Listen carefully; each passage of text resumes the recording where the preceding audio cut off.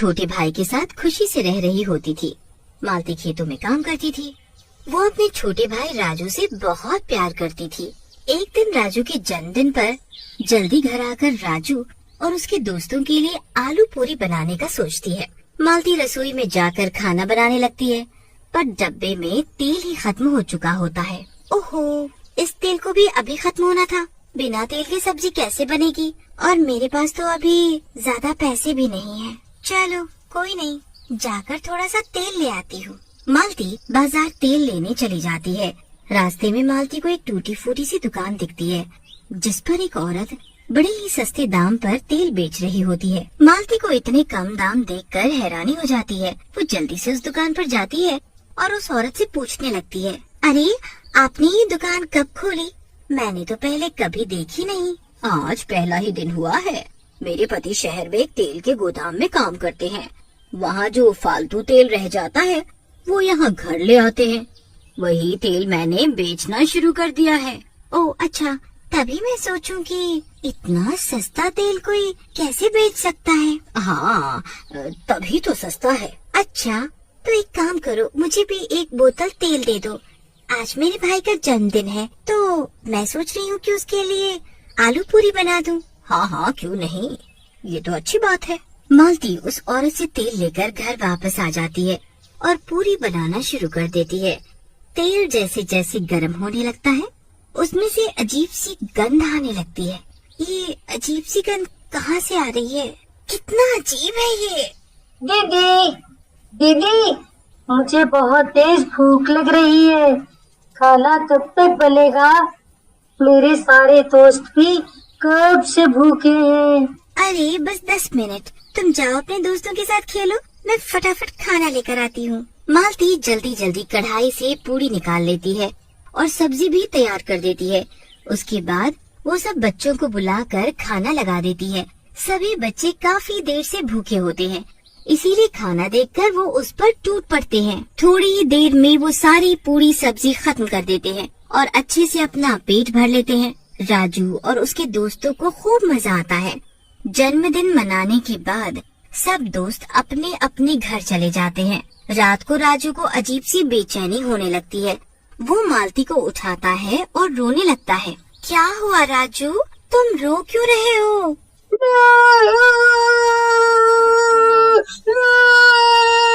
मेरे शरीर पे बहुत खुजली हो रही है।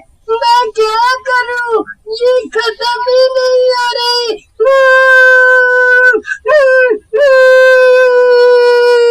मालती राजू के हाथ देखती है तो उसकी आंखें फटी रह जाती हैं। राजू ने अपने आप को खुजा खुजा कर जख्म कर लिए होते हैं और उनमें से खून बह रहा होता है।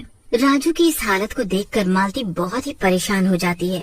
वो जल्दी से ठंडा पानी लेकर आती है और राजू के जख्मों को साफ करने लगती है, पर राजू की खुजली मिटने का नाम ही नहीं ले रही होती। पूरी रात राजू ऐसे ही खुजाते खुजाते निकाल देता है। सुबह होते ही मालती उसे डॉक्टर के पास लेकर जाती है तो वो देखती है कि राजू के सभी दोस्त वहाँ बैठे हुए हैं और सबको एक ही दिक्कत है। ये सब बच्चों को क्या हो गया है? ये आखिर क्या बीमारी है? ये तो मुझे भी कुछ समझ नहीं आ रहा कि आखिर ये कौन सी बीमारी है। मैं अभी इन सबको दवा दे रहा हूँ, शायद इनको आराम मिल जाए। राजू के शरीर से खुजली खत्म होने का नाम नहीं ले रही होती। आए दिन गांव में जानवर चोरी होने की खबर आती है और ऊपर से गांव में किसी न किसी को यही बीमारी होने लगती है। धीरे धीरे पूरे गांव में ये बीमारी फैल जाती है, पर किसी को पता नहीं होता कि ये आखिर हो क्यों रही है और कैसे ठीक होगी। कुछ लोग तो अपने आप को खुजा खुजा कर ही मार रहे होते हैं। किसी को समझ नहीं आ रहा होता कि गांव से जानवर कहाँ गायब हो गए और गांव के लोगों को ये बीमारी क्यों हो रही है, जिसका कोई इलाज भी नहीं। मालती के भाई की हालत भी दिन ब दिन बिगड़ रही है। वो हर वक्त राजू का ध्यान रखती, पर राजू को ठीक नहीं कर पा रही होती। एक दिन मालती कुछ सामान लेने बाजार जाती है। रास्ते में उसे वही तेल की दुकान दिखती है। उस दुकान पर अच्छी खासी भीड़ लगी हुई होती है। जिस दिन मैंने ये तेल खरीदा और इस तेल का बना खाना बच्चों को खिलाया, और बच्चों को वो अजीब सी बीमारी हो गई। कहीं ये सब इस तेल की वजह से तो नहीं, पर मैं इसका कैसे पता लगाऊं? कुछ तो करना पड़ेगा मुझे। मालती उस औरत पर नजर रखती है और उसके पति से पता लगाती है कि वो कहाँ काम करता है। पर जब मालती को ये पता चलता है कि उस औरत की तो शादी ही नहीं हुई, तो मालती के पैरों तले जमीन खिसक जाती है। हे भगवान, ये क्या चक्कर है? इस औरत ने तो बोला था कि इसका पति तेल के गोदाम में काम करता है, और इसके पड़ोसी बोल रहे हैं कि इस औरत की तो शादी ही नहीं हुई। रात को जब सब सो जाते हैं, तब मालती चुपके से उस तेल वाली औरत के घर पहुंचती है और खिड़की से देखने लगती है। छोटे भाई के साथ खुशी से रह रही होती थी। मालती खेतों में काम करती थी। वो अपने छोटे भाई राजू से बहुत प्यार करती थी। एक दिन राजू के जन्मदिन पर जल्दी घर आकर राजू और उसके दोस्तों के लिए आलू पूरी बनाने का सोचती है। मालती रसोई में जाकर खाना बनाने लगती है, पर डब्बे में तेल ही खत्म हो चुका होता है। ओहो, इस तेल को भी अभी खत्म होना था। बिना तेल की सब्जी कैसे बनेगी? और मेरे पास तो अभी ज्यादा पैसे भी नहीं है। चलो कोई नहीं, जाकर थोड़ा सा तेल ले आती हूँ। मालती बाजार तेल लेने चली जाती है। रास्ते में मालती को एक टूटी फूटी सी दुकान दिखती है, जिस पर एक औरत बड़े ही सस्ते दाम पर तेल बेच रही होती है। मालती को इतने कम दाम देखकर हैरानी हो जाती है। वो जल्दी से उस दुकान पर जाती है और उस औरत से पूछने लगती है, अरे आपने ये दुकान कब खोली? मैंने तो पहले कभी देखी नहीं। आज पहला ही दिन हुआ है। मेरे पति शहर में एक तेल के गोदाम में काम करते हैं। वहाँ जो फालतू तेल रह जाता है वो यहाँ घर ले आते हैं। वही तेल मैंने बेचना शुरू कर दिया है। ओह अच्छा, तभी मैं सोचूं कि इतना सस्ता तेल कोई कैसे बेच सकता है। हाँ, तभी तो सस्ता है। अच्छा, तो एक काम करो, मुझे भी एक बोतल तेल दे दो। आज मेरे भाई का जन्मदिन है, तो मैं सोच रही हूँ कि उसके लिए आलू पूरी बना दूं। हाँ हाँ, क्यों नहीं, ये तो अच्छी बात है। मालती उस औरत से तेल लेकर घर वापस आ जाती है और पूरी बनाना शुरू कर देती है। तेल जैसे जैसे गर्म होने लगता है, उसमें से अजीब सी गंध आने लगती है। ये अजीब सी गंध कहाँ से आ रही है? कितना अजीब है ये। दीदी, दीदी, मुझे बहुत तेज भूख लग रही है। खाना कब तक बनेगा? मेरे सारे दोस्त भी कब से भूखे हैं।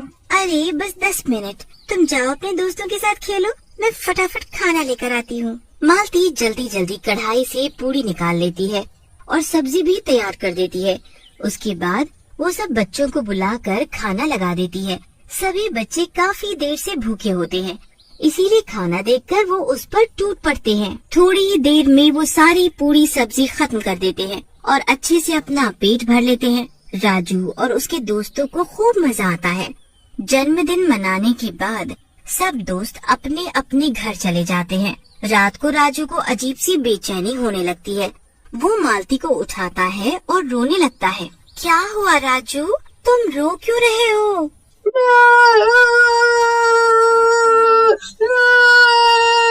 मेरे शरीर पे बहुत खुजली हो रही है।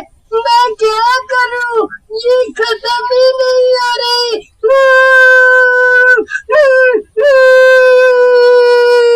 मालती राजू के हाथ देखती है तो उसकी आंखें फटी रह जाती हैं। राजू ने अपने आप को खुजा खुजा कर जख्म कर लिए होते हैं और उनमें से खून बह रहा होता है। राजू की इस हालत को देखकर मालती बहुत ही परेशान हो जाती है। वो जल्दी से ठंडा पानी लेकर आती है और राजू के जख्मों को साफ करने लगती है, पर राजू की खुजली मिटने का नाम ही नहीं ले रही होती। पूरी रात राजू ऐसे ही खुजाते खुजाते निकाल देता है। सुबह होते ही मालती उसे डॉक्टर के पास लेकर जाती है तो वो देखती है कि राजू के सभी दोस्त वहाँ बैठे हुए हैं और सबको एक ही दिक्कत है। ये सब बच्चों को क्या हो गया है? ये आखिर क्या बीमारी है? ये तो मुझे भी कुछ समझ नहीं आ रहा कि आखिर ये कौन सी बीमारी है। मैं अभी इन सबको दवा दे रहा हूँ, शायद इनको आराम मिल जाए। राजू के शरीर से खुजली खत्म होने का नाम नहीं ले रही होती। आए दिन गांव में जानवर चोरी होने की खबर आती है और ऊपर से गांव में किसी न किसी को यही बीमारी होने लगती है। धीरे धीरे पूरे गांव में ये बीमारी फैल जाती है, पर किसी को पता नहीं होता कि ये आखिर हो क्यों रही है और कैसे ठीक होगी। कुछ लोग तो अपने आप को खुजा खुजा कर ही मार रहे होते हैं। किसी को समझ नहीं आ रहा होता कि गांव से जानवर कहाँ गायब हो गए और गांव के लोगों को ये बीमारी क्यों हो रही है, जिसका कोई इलाज भी नहीं। मालती के भाई की हालत भी दिन ब दिन बिगड़ रही है। वो हर वक्त राजू का ध्यान रखती, पर राजू को ठीक नहीं कर पा रही होती। एक दिन मालती कुछ सामान लेने बाजार जाती है। रास्ते में उसे वही तेल की दुकान दिखती है। उस दुकान पर अच्छी खासी भीड़ लगी हुई होती है। जिस दिन मैंने ये तेल खरीदा और इस तेल का बना खाना बच्चों को खिलाया और बच्चों को वो अजीब सी बीमारी हो गई, कहीं ये सब इस तेल की वजह से तो नहीं, पर मैं इसका कैसे पता लगाऊं? कुछ तो करना पड़ेगा मुझे। मालती उस औरत पर नजर रखती है और उसके पति से पता लगाती है कि वो कहाँ काम करता है। पर जब मालती को ये पता चलता है कि उस औरत की तो शादी ही नहीं हुई, तो मालती के पैरों तले जमीन खिसक जाती है। हे भगवान, ये क्या चक्कर है? इस औरत ने तो बोला था कि इसका पति तेल के गोदाम में काम करता है और इसके पड़ोसी बोल रहे हैं कि इस औरत की तो शादी ही नहीं हुई।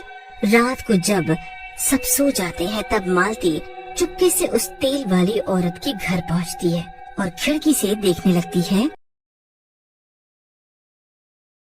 कि वो औरत तेल लाती कहाँ से है। मालती जैसे तैसे करके एक खिड़की ढूंढती है। वो उसमें से झांकने लगती है तो देखती है कि घर के अंदर एक बहुत बड़ी कढ़ाई है और वहाँ एक चुड़ैल खड़ी हुई है। वो चुड़ैल उस कढ़ाई में जिंदा जानवरों को पकाकर उनका तेल निकाल रही होती है। हे भगवान, ये तेल वाली कोई और नहीं बल्कि एक चुड़ैल है और जो तेल वो सस्ते दामों पर लोगों को बेच रही है, वो तेल इस तरीके से बनाया जा रहा है। ये चुड़ैल आखिर चाहती क्या है? ये देखो, मेरा ताजा ताजा तेल तैयार हो रहा है। अब मैं इस तेल को कल दुकान पर सस्ते दाम पर बेच दूंगी और जब लोग उस तेल का खाना खाएंगे तो खुजा खुजा कर मर जाएंगे। कितना मजा आएगा। धीरे धीरे पूरा गांव ऐसे ही खुजा खुजा कर मर जाएगा जैसे मैं मरी थी। ये चुड़ैल ऐसे क्यों बोल रही है? ये कैसे मरी थी आखिर? ये गांव वालों से कौन सा बदला लेना चाहती है? मेरा तो सर घूम रहा है। मैं ये सब कैसे और किससे पता करूं? खुद समझ नहीं आ रहा। मालती उस वक्त वहाँ से चली जाती है। फिर अगले दिन मालती की मौसी राजू को देखने आती है। मालती उनको सारी बात बताती है कि कैसे एक चुड़ैल गांव वालों को नकली तेल सस्ते दामों पर बेच रही है। हे भगवान, अब समझ आया मुझे सब।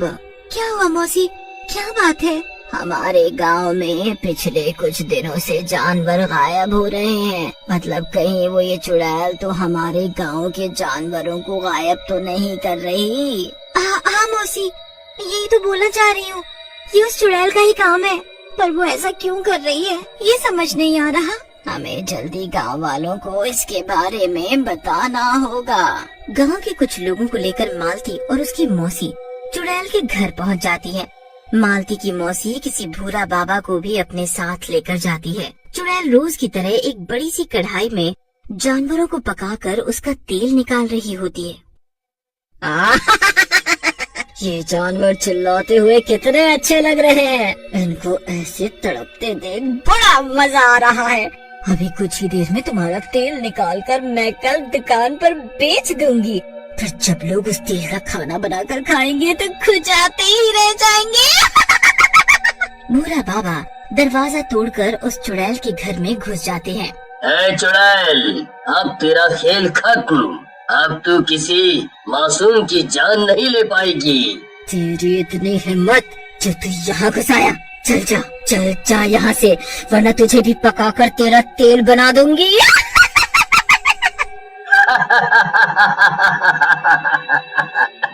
अभी तुझे मेरी शक्तियों का अंदाजा नहीं है। चुपचाप खुद को मेरे हवाले कर दे और बख्श दे इन मासूमों की जान। भूरा बाबा अपनी पोटली से गंगा जल निकालकर उसे पढ़ते हैं और फिर उसे उस कढ़ाई में छिड़क कर देते हैं। उस गंगा जल की वजह से कढ़ाई का तेल उछलकर उस चुड़ैल के शरीर पर गिर जाता है। चुड़ैल चिल्लाने लगती है,